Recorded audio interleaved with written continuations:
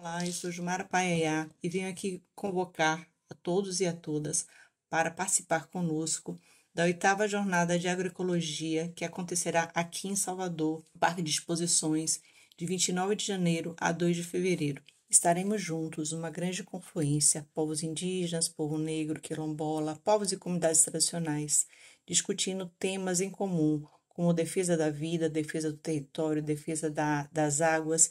Estaremos juntos, uma grande celebração. Venha, traga todos e todas para participar desse grande encontro aqui em Salvador, de 29 de janeiro a 2 de fevereiro, na 8ª Jornada de Agroecologia da Teia dos Povos.